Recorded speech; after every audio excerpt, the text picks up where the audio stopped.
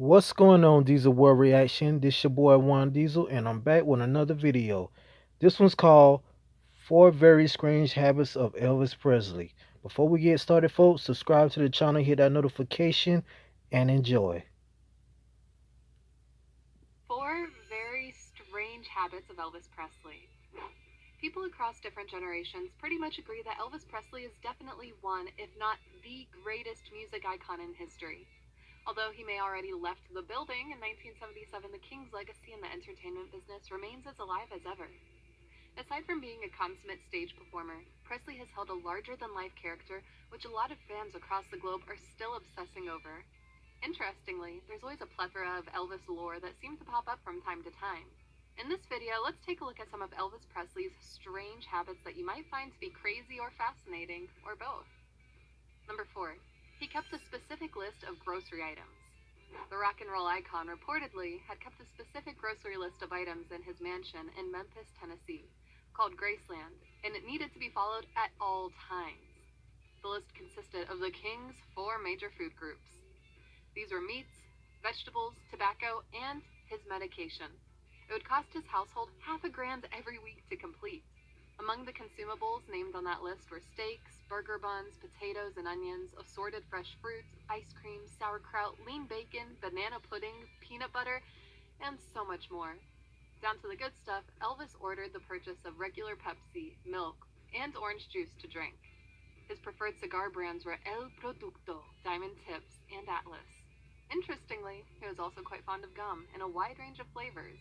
But more intriguing was his choice for a gum called Phenamint, which, for those who don't know, contains laxative properties. According to sources, Elvis might have been suffering from constipation, due in part to his unhealthy diet, which consisted mainly of fatty foods. Judging from his grocery list, you can fairly tell that the king had quite a huge appetite for everything that's tasty. Number 3. He had an entourage called the Memphis Mafia. According to people close to Elvis, the man was, by nature, a shy guy. Not that he's the antisocial type, he just didn't like meeting new people. He was, however, at ease when being surrounded by a particular set of friends and hanger-ons who did not only provide him with the comfort of their company, but also assisted him in making decisions in the heat of the moment. The media called this group the Memphis Mafia.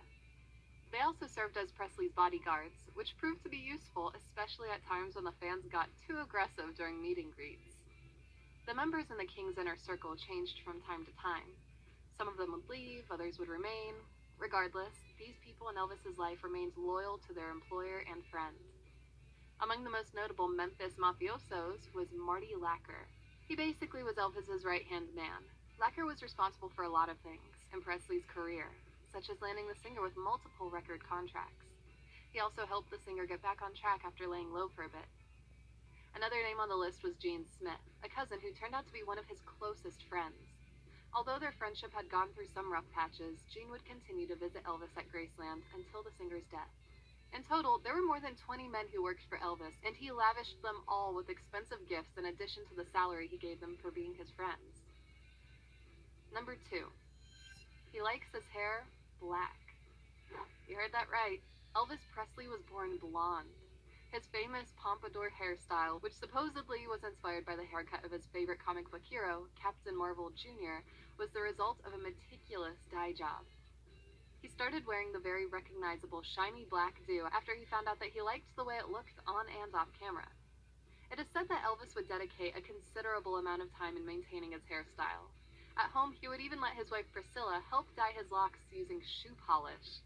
Though more often it was his team of personal stylists who would color his treasured tresses every 2 or 3 weeks. And number 1, he had an obsession to guns and law enforcement. As stipulated in a plethora of memoirs made about the singer, Elvis Presley was one hell of a gun enthusiast. By estimates, he probably had owned thousands of dollars worth of guns. At the height of his career, it is said that he always carried a gun in his person at all times, no matter where he went, even when he was performing on stage. This happened partly because of the numerous deaths and kidnapping threats he received. He also suspected that, like the president, he could also be a target for assassins who sought media attention by killing a famous person. As much as he loved his guns, Elvis was also proud of his police badge collection. This was due to his fascination with law enforcement. Several times, the icon would dress up as a highway police officer and pretend to give tickets to drivers. What's amazing, though, was that instead of a fine, he would give violators his autograph after admonishing them. According to experts of everything that is Elvis related, his fascination to law enforcement and guns could in part be due to his experience serving in the U.S. military in 1957 when he was just 23 years old. Despite his celebrity status, the Patriot had let himself be stationed in Germany, where he served as a Jeep driver. Perhaps the drills and training stuck to him long after he was honorably discharged from duty.